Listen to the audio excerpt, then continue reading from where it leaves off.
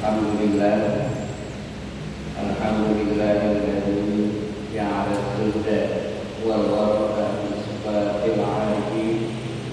Wassalatu wassalamu ala sayyidina Muhammadin sayyidil mursalin wa ala alihi wa sahbihi ajma'in.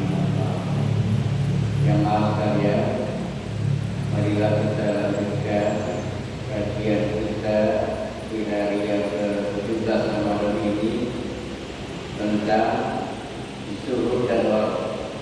Az-zuhud wal waraq.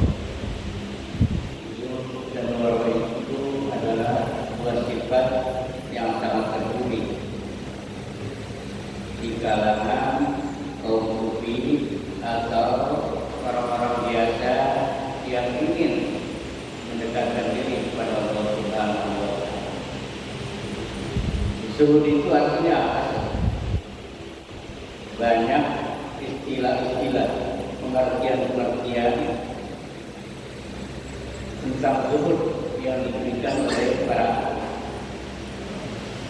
itu definisinya ratusan. Saya tidak akan sebutkan karena saya tidak hafal satu persatu. Tapi intinya saja, zuhud ialah dunia ini penting, tetapi akhirat lebih penting. Itu intinya. Dunia itu penting sekedar untuk memenuhi kebutuhan dia, makan minum secara minimalis. Yang penting makan minum itu untuk memperkuat dia untuk menyembah Allah, mengabdi pada Allah Subhanahu wa taala. Itu yang pertama. Yang kedua, zuhud itu hidup sederhana, meskipun dia dalam keadaan mampu. Kalau dia tidak dalam keadaan mampu, itu bukan zuhud namanya, itu kepepet. Dia hidup sederhana karena memang nggak ada. Contohnya begini, si A orang kaya, ya, kalau dia mau beli mobil yang bagus dia mampu, ya. Tapi dia tetap memilih sederhana. Yang penting mobilnya bisa jalan, bisa pakai sana kemari dan tidak mogok gitu ya. Dia mampu beli mobil yang paling mewah dia. Lain dengan seseorang yang memang tidak mampu, ya. Kalau dia mengatakan, saya sih nggak senang dengan mobil. Sekarang udah banyak Grab. Padahal udah banyak Grab, ya. Kalau dia beli mobil tuh nggak mampu, dia mengatakan nggak senang punya mobil nggak senang. Atau seseorang mau pulang kampung, ya, memang duitnya nggak ada.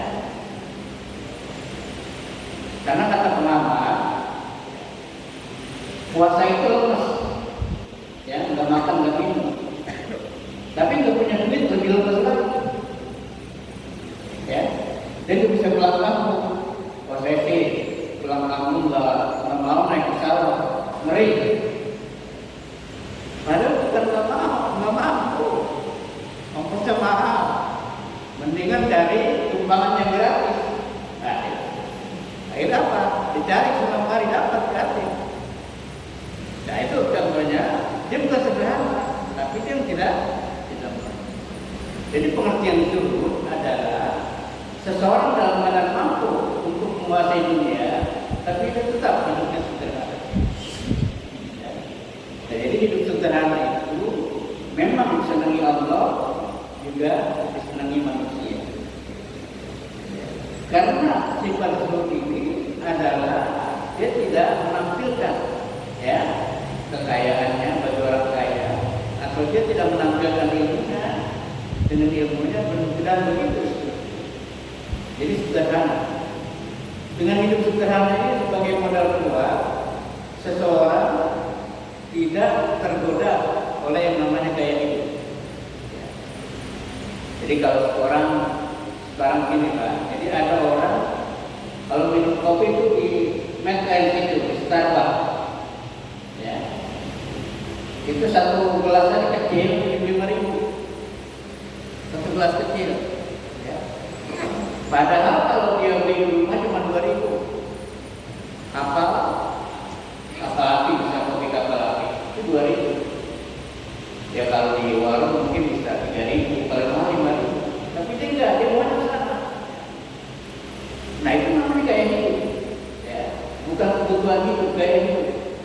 Dan tidak mau. Jadi kalau orang zuhud, yang penting sekedar ngopi. Ya, seperti itu. Nah jadi gaya hidup seperti ini sangat penting bagi seorang sufi agar dia tidak tergoda yang namanya dengan perbuatan-perbuatan. Ya. Karena kalau sudah tidak zuhud, maka mudah sekali dia untuk berbuat yang tidak haknya, yang bukan haknya dan lain sebagainya. Seperti itu. Coba kita lihat para koruptor itu yang gajinya mahal, gaji miliar, justru yang korupsi. Ya. Kenapa? Itu tadi karena gaya hidupnya sudah sangat mewah. Ya. Nah jadi zuhud adalah sikap mental supaya kita tetap hidup sederhana, supaya tidak tergoda, supaya tidak mudah tergoda oleh godaan-godaan dunia. Nah kalau zuhud dia sudah lurus, maka dia akan mudah menaik tahap berikutnya yang namanya waro. Jadi waro itu sikap hati-hati, ya. Hati-hati dari segi makanannya, jangan sampai ada yang subhat, apalagi ada yang haram.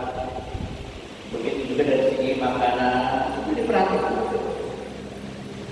Tapi karena zuhud dia sudah bersikap, maka waro itu lebih mudah. Ya.